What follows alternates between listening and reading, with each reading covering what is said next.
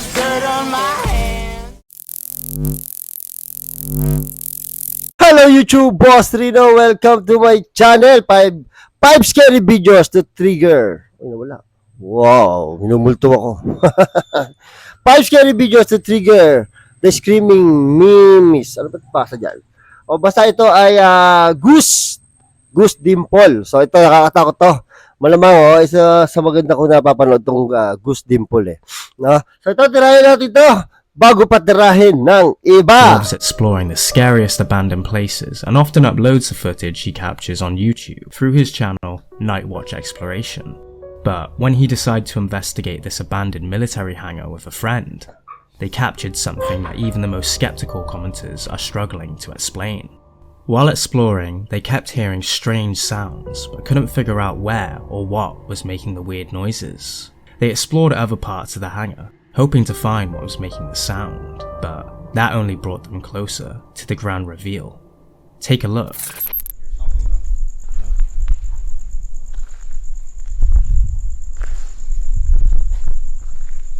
Hello, sir. What the f is that? Wow. Hindi ko naman yun. Ano yung ulo? Ang tangkad dun What the f was that, bro? Gago, wala naman tao dyan. Puro tinik What yan. the f was that, man? How the fuck did it even fucking get through here? Look at this. Hindi ko masyado nakita Replay mo nga. Holy sh, bro. There's no way, whatever that, listen. It's just thunder. That's thunder, but what the f was that?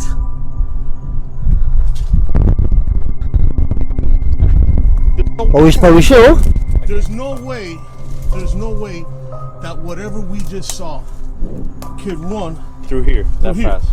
I mean, look how thick that bush is. Look at this. There's no way we would have heard. He would have been off. Tangan na nakakatakot Diba? Nakakatakot yung ano ba tawag ito? Mga sanga-sanga na mga Just sanga-sanga as na they shined their luma. lights through a door frame, they saw a mysterious figure that Nasaan? quickly Ayun disappeared. Pucha, sumilip. Baka naman sanga lang yan, taong sanga. They were so freaked out they darted to chase after it, but no one was there.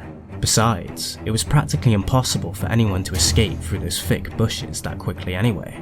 If it was a homeless person, they would have obviously gotten stuck in the trees, but nothing was there. So, Pucha, patay.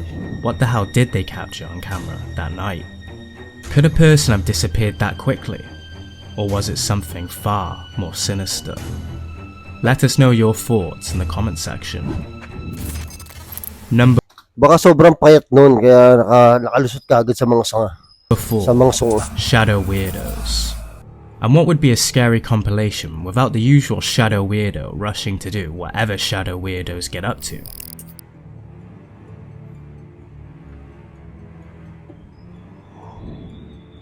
Parang nakita na natin to mga tol. Wow! Oo nga, ito yung This mabilis. creepy video uploaded by Wahid_PC on TikTok shows a baby being recorded by his parents when they catch a shadow figure running across the doorway. Unfortunately, there's little information about this place, but one thing's for sure.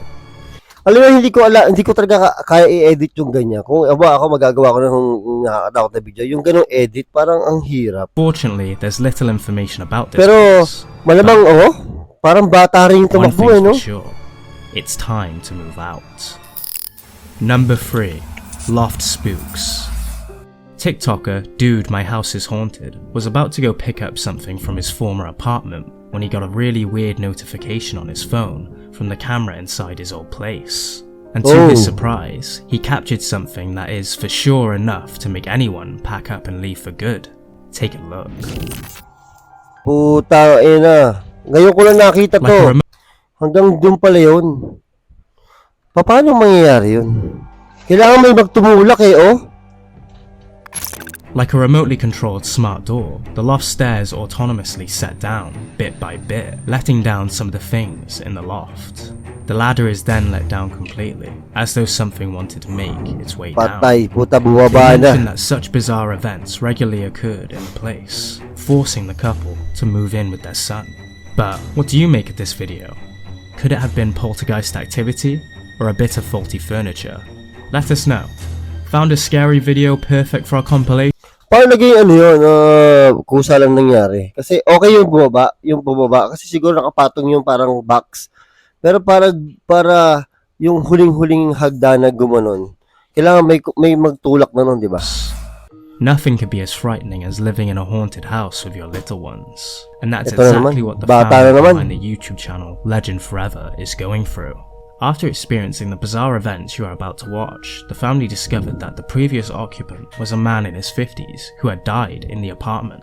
So, of course they believe the man's ghost is now haunting the house, as they can't find any other explanation to what they experience on a daily basis. Here's what they captured when they started leaving cameras recording around the house to understand why some items mysteriously disappeared and others would appear in odd places.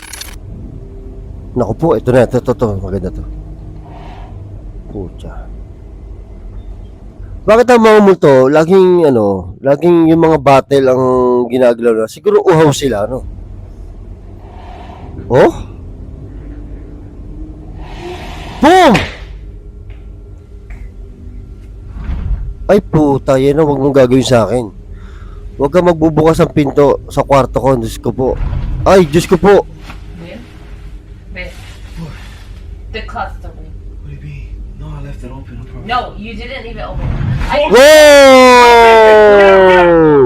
Get out! Get out! Narinig niyo narinig niyo pag gano'n ng pinto, makunat siya, hindi siya yung konting galaw mo mabubukas. Kailangan naggamitan mo talaga ng lakas para bumukas. Ayan. No, you didn't even open it. Oh? No, Bacon! No. Get out! Get out! Get out! Get out! Ayaw ba na to? O, kaya ayoko ng pinto talaga eh. Naku po, ito pa. Ba't ang mga laruan nakakatakot, no? Ano yun? Uy, ano yun? It definitely looked as if something was touching the baby walker, but no one to be seen. Gago! Ay, gago! Hindi ito remote control, ha? Ang bahay. Ay, nako, ayawan na. What's a Nako. haunted house? Ang binuksan yung kahon ng tissue, siguro napupupo yung Without the multo. cupboards going crazy. Pupupo yan. What do you think could have thrown those doors open like that? Wow! As if all this Ito cut ko lang kasi itong nangyari dito, ang hirap i-set up nito eh. Ano yung bakit? Ang daming gumalaw eh. Pwede mong talian yung pinto, yung sa baba ng tissue, pwede sa taas, lahat. Pero ang daming nangyari dito eh. Tignan nyo bilangin natin nangyari. Isa. But Dalawa. what's a haunted house without the cupboards going crazy? Tatlo. What do you think could have thrown Apat. those doors open like that? 5. 6. As if all this activity O para i-set up mo ng ganun yun, mahirap yun. Kailangan mo ng ilang tao. wasn't enough for them to lose their minds. The entity Tangina, decided totoo to to. play with their daughter's toy at 3 in the morning until the sounds woke up the couple. Imagine hearing a toy going off in the middle of the night. After disposing of the creepy-ass toys, with the hopes of eliminating the poltergeist activity, it only got more unexplainable. Kasama pala to doon. Ito, nakita ko na tong clip na to. Iisa pala yan. Oo nga, galing. Wow! Ito, malinaw pa.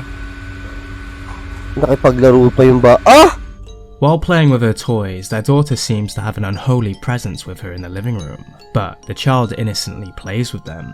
Did you notice how the ball seemed to stop at that position after the girl tossed it back? Strange, isn't it?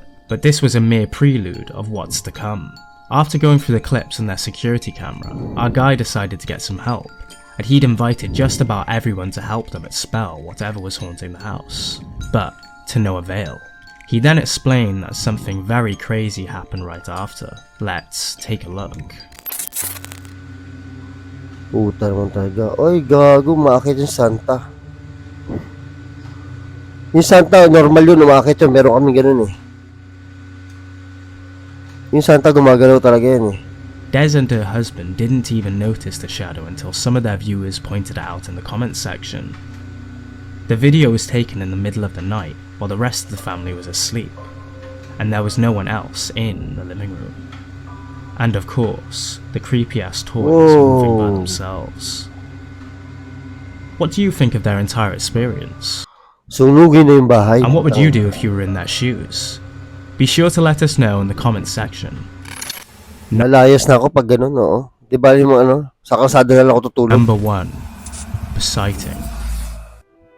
This life flight helicopter was said to be carrying a patient who had just passed away. But let's see if you spot what's creepy about this footage. Wow, yung kaluluwa yun? May An patay doon awful sa helicopter something eh. was caught leaving from the helicopter's top. Can you see it?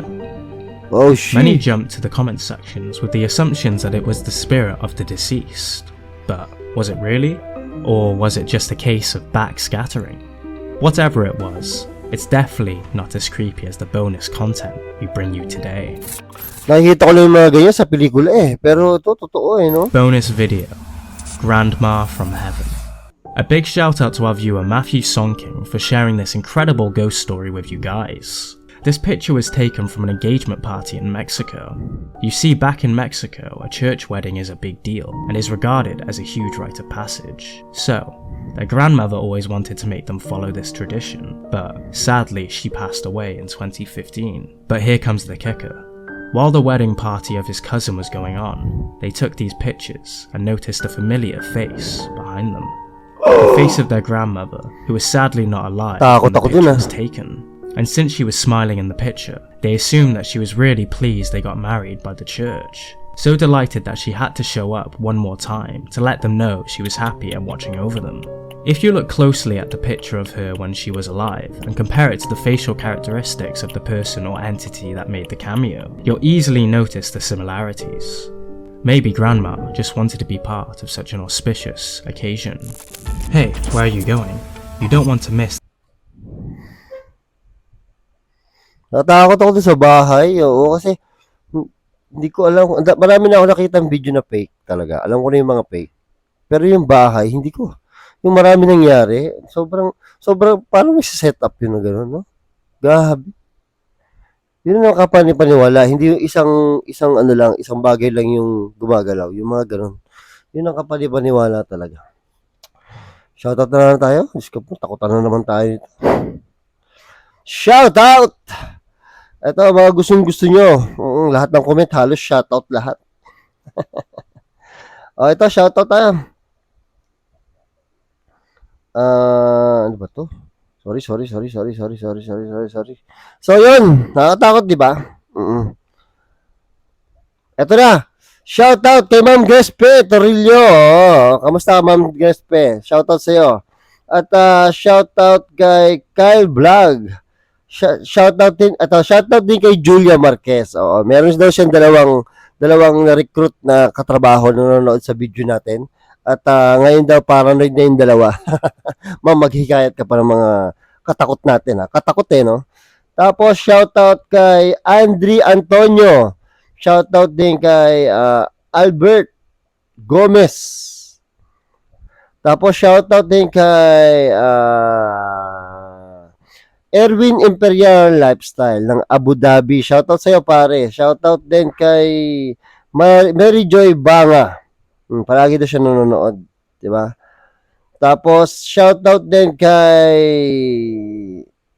Jeremy Cabigas. Oo, tatayin natin yung Nooks Top 5 ulit, ha? So, yun. Salamat. Maraming salamat sa panonood at hanggang sa I came from the mud. There's dirt on my hands.